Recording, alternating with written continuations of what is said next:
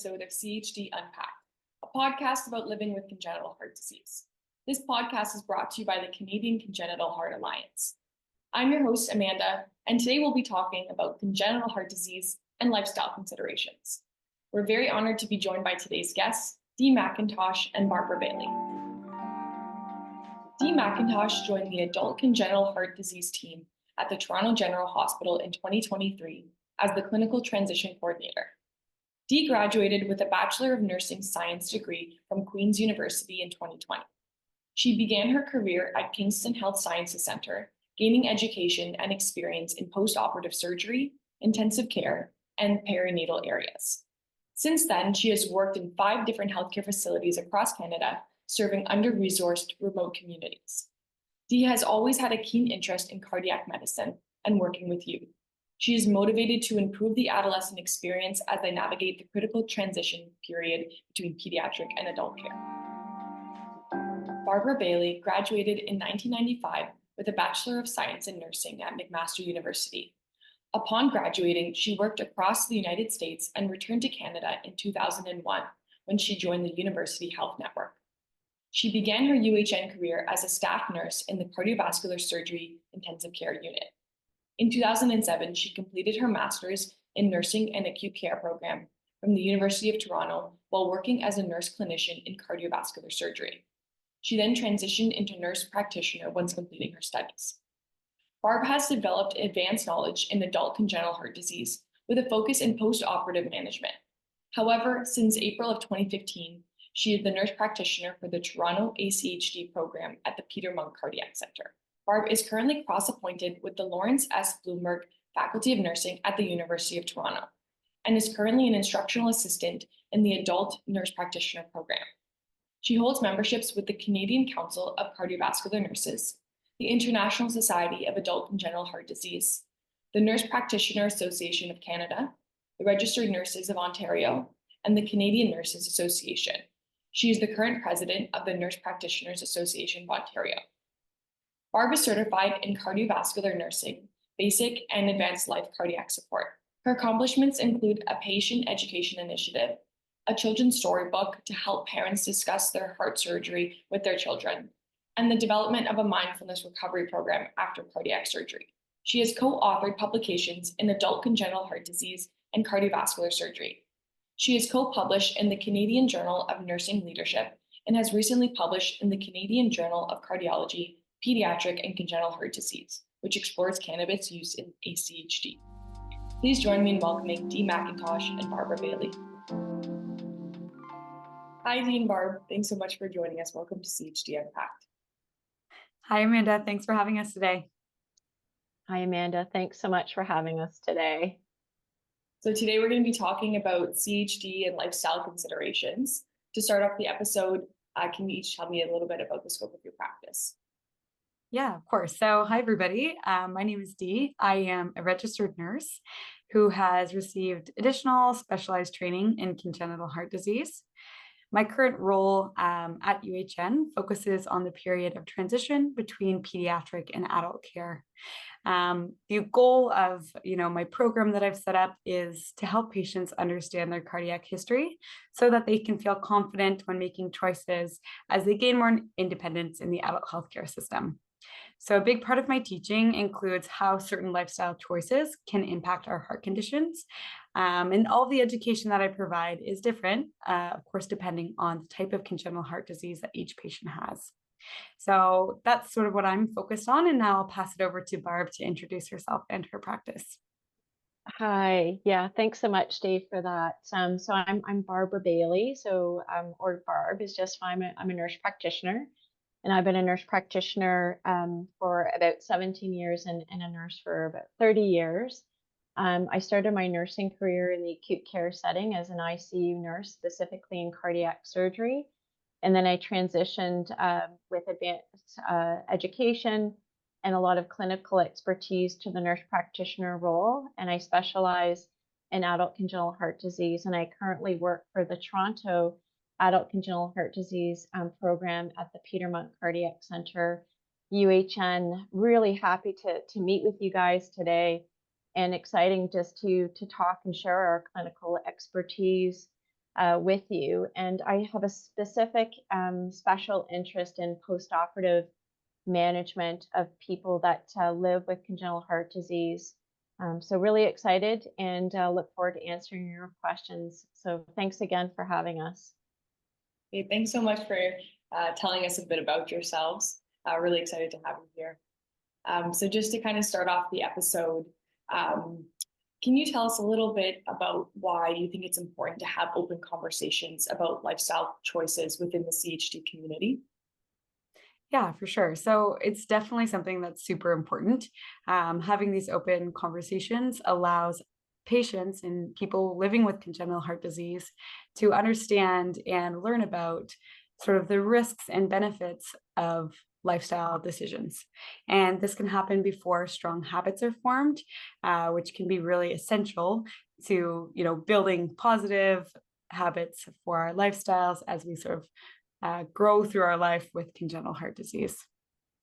Right. And do you think that there are any barriers to having these conversations that you've identified in your practice?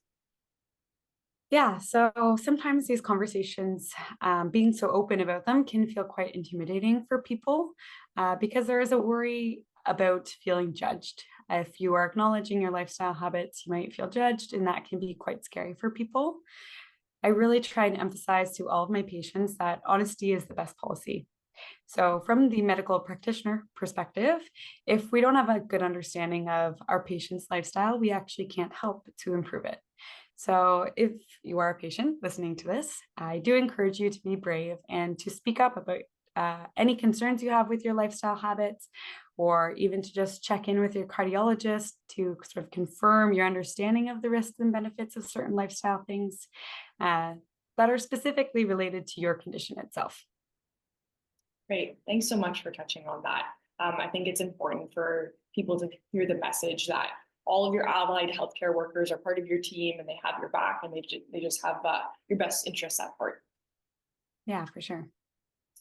Are there any specific dietary habits that you would recommend for someone living with CHD?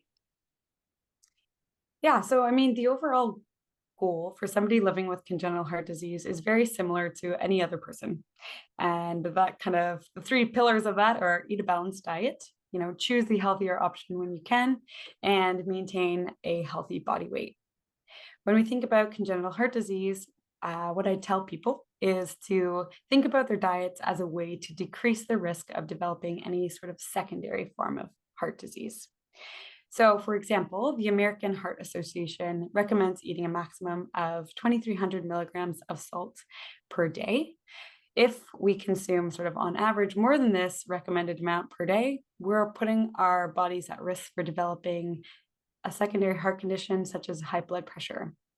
High blood pressure can mean that the heart has to work harder to pump blood around the body, and that can add strain to our hearts. This can be particularly hard for hearts to cope with, especially when they're not completely normal to start with, which of course is the case for anybody who's living with congenital heart disease. And I would say another thing to consider is that many patients with congenital heart disease will need follow-up procedures and or surgeries throughout their lives. And body weight and obesity has been shown to be directly correlated with postoperative complications, which is something, of course, that we want to avoid. Therefore, considering that possibility, what we say to sort of all of our patients is that it's really important to prepare for that and maintain a healthy body weight just throughout your life as a kind of general principle. Yeah, I think all that is really important message for people to hear. And I think it just kind of speaks to the fact that if you're living with a chronic condition, it's really just in your best interest for your health to make sure that all other aspects of your health are optimized and you kind of avoid any complications in the future, anything that could be related to your congenital heart disease as well. Yeah, for sure. Just putting your best foot forward. Mhm. Kind of on a similar train of thought as diet, if someone with CHD is using products that contain caffeine, such as coffee or energy drinks, what are some symptoms that they should watch out for? And for those that are going to use those products, do you have a recommended amount that's safe? Yeah, for sure. So caffeinated products are a big part of people's everyday routine. having a cup of coffee at breakfast. And the reality is with caffeine is each of us will metabolize it differently and it will impact us differently, whether or not we have congenital heart disease. So the American Food and Drug Association, or the FDA, does put out some kind of guidelines about what is safe and what is not safe in terms of caffeine consumption. And they recommend that as much as 400 milligrams of caffeine per day is considered safe. This is a statistic that is for healthy adults, and that is equivalent to about 4 to 5 cups of coffee per day. Energy drinks, on the other hand, contain like a very wide range of caffeine levels. So if you are one to consume energy drinks, what I would just say is look at the back, look at the nutrition facts, and make sure you have an understanding of the type of energy drink that you like to consume. See how much caffeine is actually in it. High doses of caffeine, on the other hand, that gets up to sort of 12 cups of coffee per day is what the FDA says.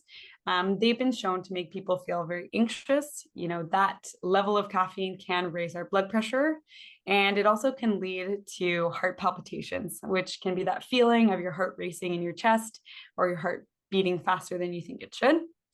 And of course, if you are somebody with congenital heart disease who already experiences heart palpitations, maybe on a regular basis or every now and then, and you also consume caffeine, it can be something that you should consider to sort of slowly wean down the amount of caffeine you have per day. So that can help you determine, is it the caffeine that's playing into these heart palpitations, or is it actually something that's going on with my heart itself? Right, right. Thanks for outlining that. And I think it's important to talk about being in tune with any symptoms that you might be experiencing, and knowing whether to attribute that to something actually going on with your heart that might need to be addressed, or products that you're consuming. Yeah, for sure. It's hard to distinguish sometimes. Yeah, yeah. And maybe looking for alternatives if there are any, if you're someone that tends to consume a lot of caffeine and, you find it hard to cut back, maybe look for some alternatives that have a little bit less. Yeah, for sure. So just kind of switching gears to talk about tattoos and piercings.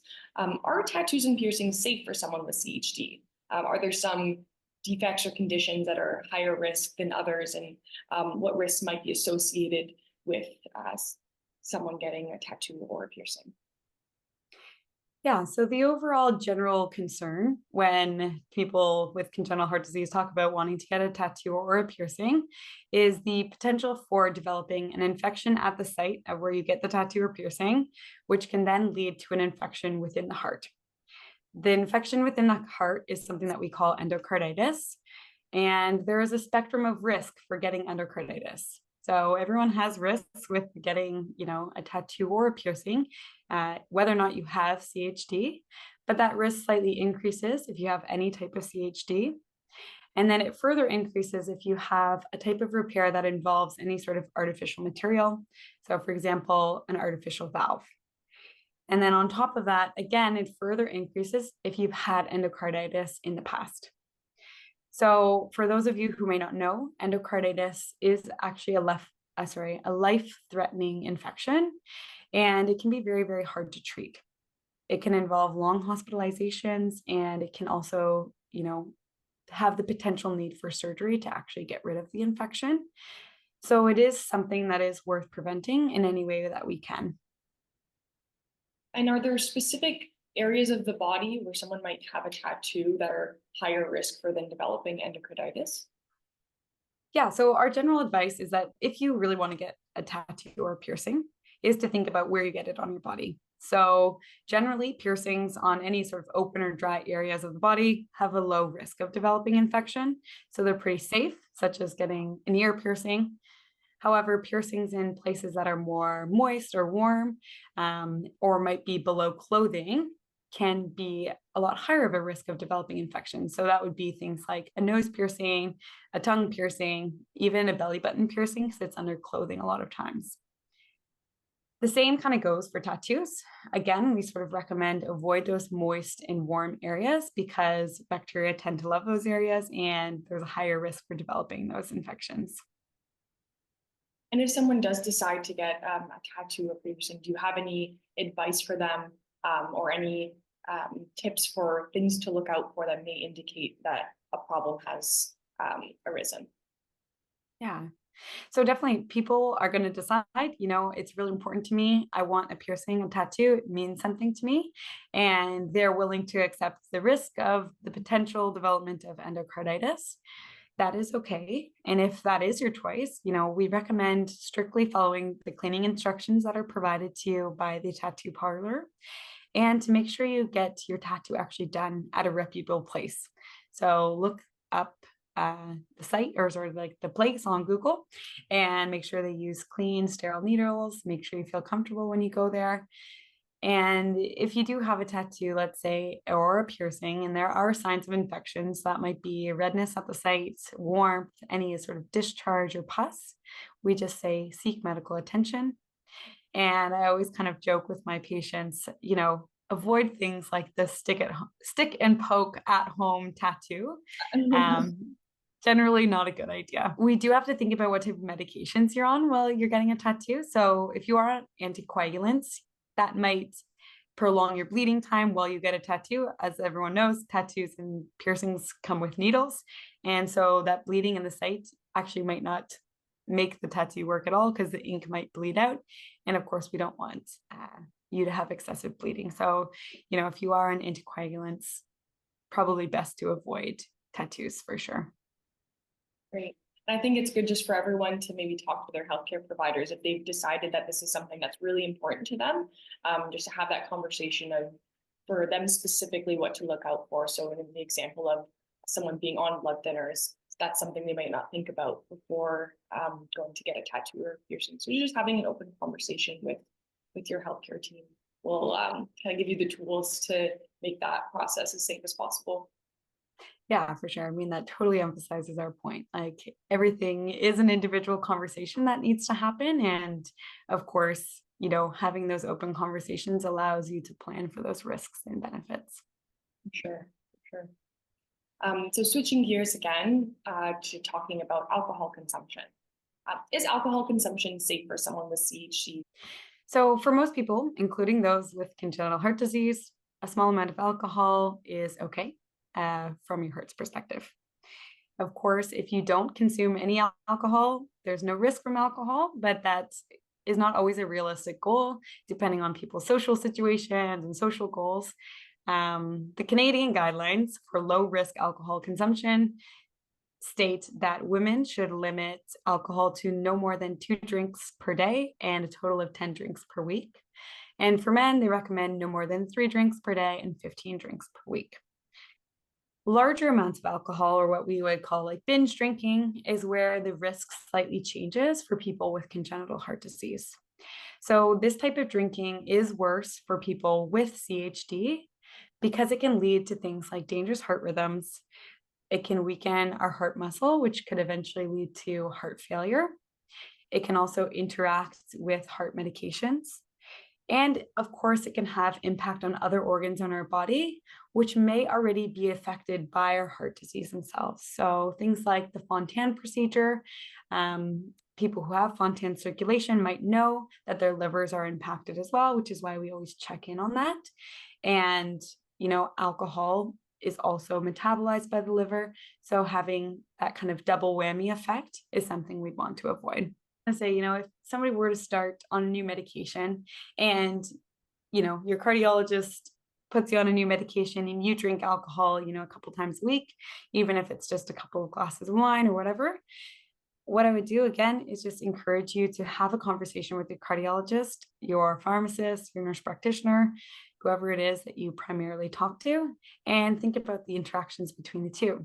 This will allow you to make those informed decisions. And these conversations do need to happen sort of on an individualized basis, because every medication will have different effects with alcohol. And of course, kind of going back to what I was talking about way earlier in the podcast during my introduction, is if you do drink sort of a moderate or large amount of alcohol and you start feeling symptoms, let's say you feel some heart palpitations that are lasting or shortness of breath, we recommend that you go to an emergency department so that medically trained staff can check in on you and evaluate the situation. And this takes us back to the honesty is the best policy. So sometimes we actually have to be honest with ourselves and admit to ourselves, maybe we drank a little bit more alcohol than we intended. And we don't want you to be afraid of judgment when going to the emergency department, because our message is we would rather be able to properly assess you and treat your heart before any problem can kind of worsen. Mhm. Yeah, I think that's great for people to hear that your healthcare team is not here to judge your lifestyle choices or to judge, the personal decisions you make for yourself. We're really just here to protect your health and do whatever it takes to kind of ensure that. For sure. Yeah. So along a similar line, just talking about cigarettes and vaping, I know that's something that's quite common in the population as well as alcohol. Are these products safe for someone with CHD? And can you speak to some of the risks associated with both cigarettes and vaping, and whether or not any difference is associated between them? And for someone that does decide that they want to smoke or vape, if you have any recommendations about how to go about that process. Yeah, of course. Yeah. So somebody with congenital heart disease who chooses to smoke cigarettes or vape, they are assuming a lot of the same risks as any other person.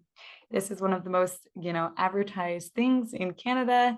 It is the effects of cigarettes, especially. So most people do know that smoking can impact both our lungs as well as our blood vessels negatively. And the difference in people with congenital heart disease is that if there are any sort of underlying effects already from the nature of the type of congenital heart disease, um, smoking or vaping can actually worsen symptoms and put more strain on the heart. And that heart might be one that is already struggling. So, for example, nicotine, which is an addictive substance found in both cigarettes and most vapes, is a stimulant. Stimulants can cause our heart rates to increase and can lead to things like palpitations, again, that fluttery sensation or fast heart rate feeling. Nicotine also causes blood vessels to constrict or narrow, which over time, if you continue to smoke cigarettes or vape, can result in blood vessels that are stiff and less elastic, which can then increase our blood pressure and even result in things like heart attacks. So, on top of that, of course, from the heart and blood vessel side, we have to think about smoking and how it damages our lung tissue. This can make it harder to breathe, especially over time if there's continued smoking or vaping. And people with certain types of congenital heart disease may already experience shortness of breath with exercise, for example, in comparison to their peers without congenital heart disease. So by smoking, we can worsen these symptoms and, even trigger additional complications in the lungs, such as asthma. Generally, I would say that vaping and smoking carry the same broader risk.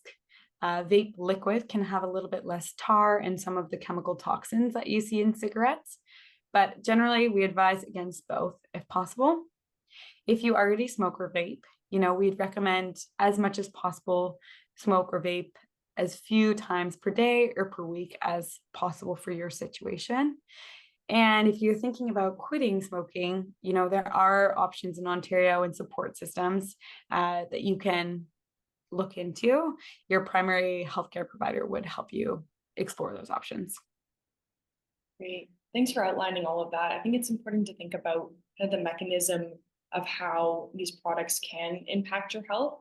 Sometimes that's not super clear to everyone in society about how one thing may lead to another and lead to complications like hypertension, like you mentioned. So I think it's good to just kind of think about how these things happen. And as well for people to remember that with vaping, just because it's not a cigarette doesn't mean that it's not going to have an impact on your health. Yeah, for sure. So I know some of the products that we just mentioned, including alcohol, cigarettes, and vaping, are things that are commonly used. But another product that's been commonly used among society, especially more recently, is cannabis. So cannabis, both in the form of THC and CBD. So I'm just wondering if you can comment on if this is safe for someone with CHD, some of the risks that are associated, especially if they're being used in different formats, such as topical creams that are used for pain. So if you can just kind of highlight some of the different risks that these different forms of cannabis pose. Yeah, thanks so much, Amanda. No, I'm happy to sort of speak about that. And I agree, especially with the legalization of cannabis in Canada, we are seeing it just amongst so many people, Canadians, and just having more access to it. So I think it's really important for us as clinicians to be able to provide our patients with the best evidence and information. So thanks for that question. So cannabis, although there's lots of research about cannabis, both negative and positive, it's important for us to be aware that cannabis can have a negative impact on your heart health. And kind of like, I know that Dee sort of touched on this a little bit when she talked about smoking cigarettes and vaping, and just the difference in people with CHD. If you already have an underlying effect already from the nature of your congenital heart disease, then THC is what the two different components that we're talking about is THC and then the CBD can actually worsen those symptoms. So that's how it can have a negative effect on your heart. So as mentioned, cannabis has two components, the THC and then the CBD. And using THC, which is an active component of cannabis, can result in things such as, which is not sort of minor, can result in things such as like a fainting, increased heart attack, increased blood pressure, and also there's been some evidence in respect to increased stroke risk. So, and also irregular heartbeat. So essentially it can increase your blood pressure. It can increase any irregular heartbeats. And it can also increase the amount of oxygen that supplies our heart cells, which obviously is something that we all need. And can also just the other point about THC, it can also cause the cells in our blood vessels to become what's called inflamed and inflammation. And there's some evidence actually that shows that it can lead to arterial. I will just basically call it just increased coronary artery disease just from the inflammation. So I'm not saying that all of it is bad, but I just think that it's really important if you're somebody who's living with congenital heart disease, just to pay attention that there can be a negative consequence to your heart. And that's not just living with congenital heart disease, but that's somebody that in general. So CBD doesn't have that psychoactive component that THC. Lots of abbreviations here. Now we're talking about CBD. So again, just to highlight that, it doesn't have the psychoactive compound and doesn't provide that sort of euphoric sort of feeling that THC does. And therefore it has less of a negative impact on your heart. And to be honest with you, there's actually some cases that cannabis has been good. There's lots of evidence out there that there's a role for cannabis in medicine, lots of chronic pain. So I just don't want to say that all cannabis is bad. That's not what I'm saying. I think it can play a really pivotal role if you're somebody who lives with chronic pain. I just think you need to be mindful about using cannabis if you're somebody with congenital heart disease. We sort of touched on, so there's not only are there different forms of cannabis, which we've touched on, but there's also different ways that you can consume cannabis. And so essentially, I know that Dee sort of highlighted in terms of tobacco use and smoking cigarettes and vaping. So as mentioned earlier, is that smoking can have a negative consequence or impact on the lungs, which she talked about.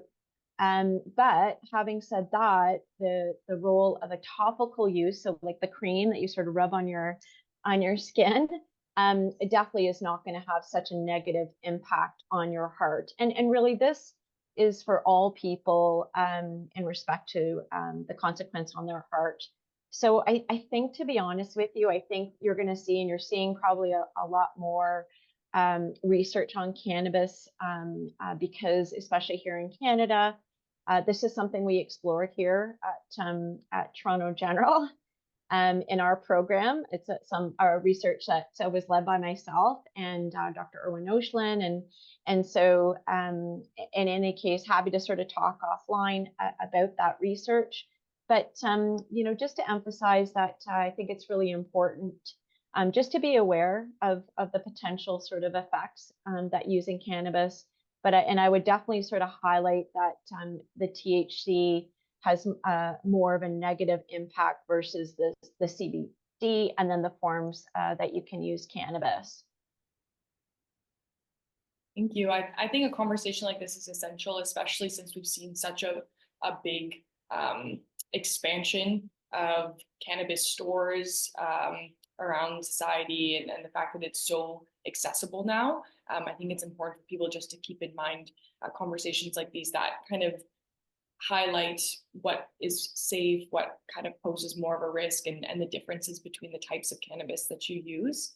And just to be mindful to talk to your healthcare provider about if you're thinking about using a certain product, what kind of risk that it might pose depending on the product, and also ensuring the quality of the product that you're using. Yeah, and I just to highlight, I know that Dee highlighted it throughout, but just the importance of just being honest with your practitioner. It's sometimes we shy away from speaking about cannabis use or alcohol use, but I think Dee made a really important point. Just how important it is for us to sort of that we're here for you, and so I think it's really important to let us know. And if you're interested, it's best to explore with your CHD provider. Sure. And if someone is coming forward and has the intent to use certain cannabis products, do you have any recommendations for them about how to go about doing that? Yeah, for sure. That's a great question. Thanks, Amanda. So I think definitely after doing your research, so you've done all your research, maybe just not just Google, and then obviously discussing with your CHD provider, and then you decide, what, I think that cannabis is the way I want to go. I want to do this. There's definitely some evidence that supports it. As mentioned, yeah, we just to best to probably avoid the THC just with the effects that it has and the negative impact that it has on your heart, just kind of what we highlighted. And also yeah, just to always, as mentioned, just to do your homework, right? So I think it's really important. I know that Dee sort of emphasized that point, but if you are going to use cannabis, and we know this, especially here in Canada, and Amanda, you highlighted that it's just an explosion. I mean, I remember when the legalization of cannabis, and it just seemed like even, I walked down the street and there must have been about 5 different sort of, I mean, I probably could get, cannabis easier than I could get a thing of milk. And so I think it's important, A, to do your homework, but B, where you're going to get your cannabis. I mean, I'm kind of stating the obvious, but I think it's really important for, if that's something that you go to a reputable, somewhere that's licensed and regulated, and somebody who knows, and maybe knows about your health history. And I think those kind of things are really important. I know the people that I look after that live with congenital heart disease. I mean, this is who they are. They're the most researched and educated, and they seek those resources. So I have no issues with that. I know that I know people that many of our patients that live with congenital heart disease do all that I'm saying. So I think just to emphasize that point, it's you don't want to go around the corner and to the open truck to get your cannabis. I think it's really smart, and I probably tell that to anybody I know. Just to be, at the end of the day, we want to make sure that people are safe if they're choosing to use cannabis. For sure. And are there certain things that you would tell someone to watch out for? Any indications that there might be a problem when they're using the product, or any specific drug interactions that they should be aware of? Well, I think that, as mentioned, I think, again, it's the THC, right, that has really can have a negative sort of impact. Remember, as mentioned, like elevated blood pressure, the effect it has on your blood vessels. So if you're somebody who already has high blood pressure, I would suggest, and you're on some medications for your blood pressure, or you have palpitations and you're on medications such as beta blockers. I mean, those kind of situations, I think that you should avoid cannabis, and especially the THC. Sure, for sure. And we just talked about um, cannabis as a substance that's commonly used in the general population, but there are some other substances that could have a negative impact on someone's health, especially someone with CHD that they also might be using as well. So some examples being cocaine or intravenous drugs. Can you kind of speak to some of the risks associated with these products and some things to Yeah, watch out for? yeah, for sure. And I just want to, sorry, and I don't want to sort of rewind the clock, but just in respect to cannabis, I think, and Dee sort of touched on this when she talked about sort of alcohol consumption. Um, I think I think that if you choose to use cannabis, using cannabis from time to time is much safer than using a large quantity of cannabis.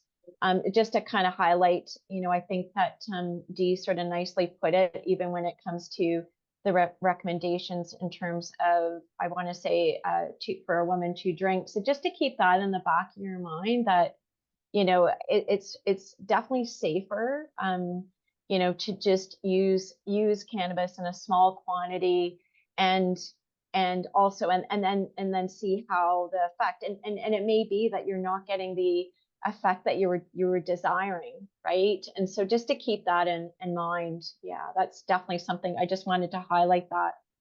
Okay, cocaine. Well, you gave me a tough question, Amanda, because I had to do some research. I don't know a lot about cocaine, but in any case, happy to share what I've learned and what Dee and I have learned.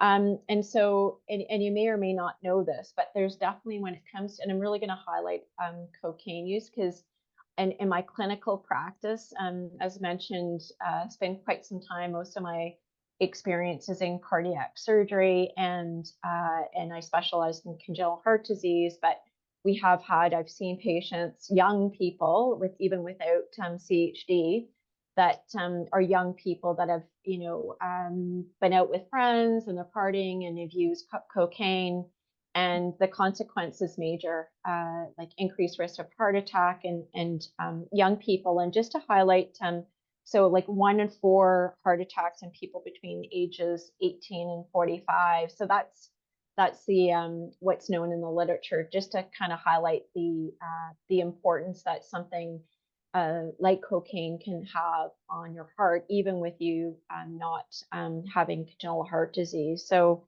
I think that cocaine is, if you're not aware, is a stimulant, and I think that's probably, maybe that's why people may be interested in using cocaine, and that sort of looking for a good time and partying, and so as mentioned, it is definitely associated with some like significant negative heart diseases, including heart attacks, heart failure, irregular heartbeats, meaning sort of palpitations, and some endocarditis as well. Obviously, I would just want to highlight, obviously, IV drug abuse, and Dee sort of mentioned to you, I thought she did a really super job just explaining endocarditis, and kind of when she went through the tattooing and using needles and things like that. So that's very similar to what, just to avoid any sort of IV drug use, because we have, and I've seen this over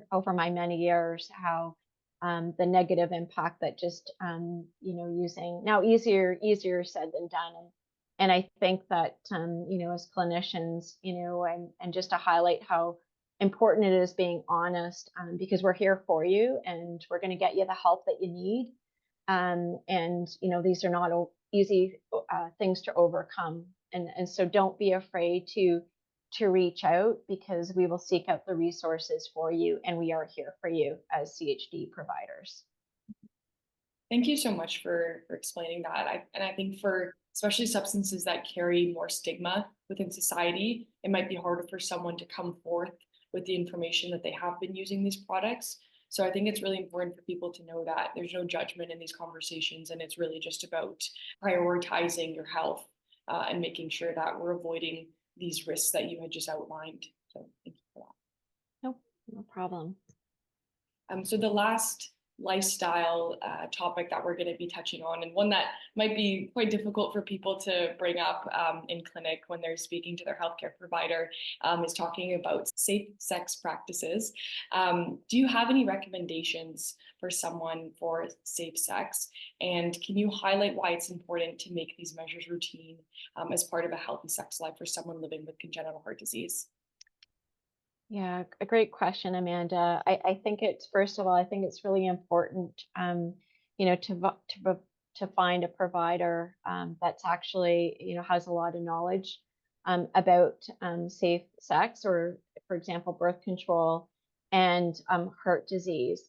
Lucky for us here, and I know you're from Ottawa, so I know you have a great center as well. But here for me, we're at in Toronto, and we definitely have that resource. And if you don't live in Toronto, we would definitely get you a referral to the appropriate provider. So just to really highlight, I think it's really important for you to have the right sort of expert to give you the right advice. And because if you're somebody who lives with congenital heart disease, it may be that your primary care provider may not be able to sort of provide you with that support. So what I would just emphasize is, to turn to your congenital heart disease team. We can get you a referral. Maybe you're meeting with me, maybe you're meeting with Dee, and we're gonna get you referred to the right person. So just to kind of highlight that. I think that if you are sexually active, we recommend that everybody uses, if you don't if you're not seeking to get pregnant, to use appropriate sort of contraception. And as most people know, there's a variety of different types of contraceptions.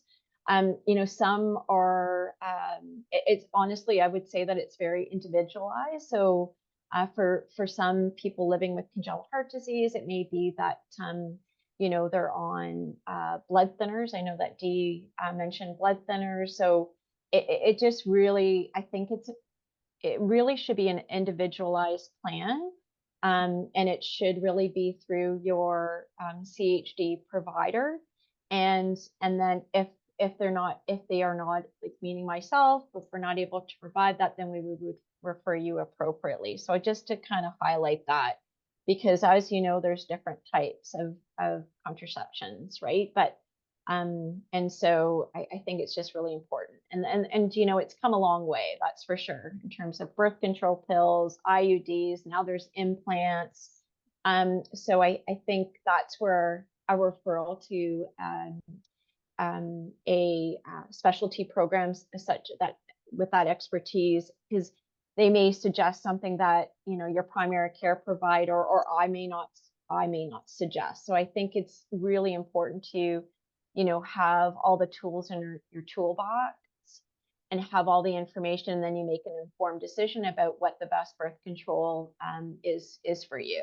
And so if you're unclear about what type of contraception, as I've highlighted, that works for you, I would just reach out to your congenital heart disease provider and to get you the appropriate specialist, as I mentioned. And just to note, because if you are sort of seeking and you actually want to get pregnant, there can be an impact on your heart in different ways depending on the congenital heart disease that you have. And pregnancy impacts every woman because we have to pump more blood than normal, which makes the heart work harder. I know this is pretty basic and for many of you, but I think it's just important to highlight pregnancy does have an impact on your heart. And I think it's important, if you're somebody who lives with congenital heart disease as a woman, to be aware of that. And so I think that blood pressure can change. You can have irregular heartbeats. And so just to emphasize those points, and because of this, women with CHD that are considering pregnancy should be referred just to an experienced specialty clinic that specializes in pregnancy and heart disease. And here at ours, we have it's through Mount Sinai, and it's where we have both the experts, the obstetrics, as well as the cardiologist. So we have the dynamic duo of an amazing team who will be able to look after you and get you through the pregnancy, and a healthy delivery would be the ultimate goal. Thank you so much for sharing that with us. I think that's it's a really big topic for people to discuss, and something that's so personal. And both from the perspective of contraception, I know there's a lot of options and there's always new things coming out. So it might be very difficult for someone to kind of navigate that on their own. And from a pregnancy perspective, there's so many things to consider when planning for a pregnancy. So I think just having as much information as possible going into that process is the best way to go about it. Yeah. Perfect. Thanks so much. I thought you did a great job summarizing that. Thank you. So for someone that's kind of listened to this podcast, they've considered the different lifestyle factors that are relevant to them, and they might want to learn a little bit more about it. Can you refer them to any resources that might be helpful to increase their knowledge on any certain topic? For sure. Well, I know that Dee and I put together but lots of great resources right on our website, the Toronto ACHD website. Happy to sort of share that with you. I Heart Change. We have, as I said, like Heart and Stroke. There's the number of different sort of websites that we would recommend. And so possibly, Amanda, you could share some of those websites with the viewers. And then obviously you can provide, our contact information as well. And you'll probably see us on the Toronto ACHD website. Great. Thanks so much. And we can definitely share all these resources at the Canadian Congenital Heart Alliance website. So for anyone listening, you can just look out for the information on our website and any links to different pages that might be helpful. Thanks so much. Well, on behalf of everyone from CCHA, thank you so much, Dee and Barb, for joining us today. I think this was a really useful conversation for people to hear. And if this is the first time you've talked about any type of lifestyle considerations for yourself, if you have CHD, we hope this was a great starting ground for you to maybe start to have this conversation with your healthcare providers. So thank you so much for joining us today. Thanks so much for having us. Thank you. Yeah, thanks, Amanda. That was great.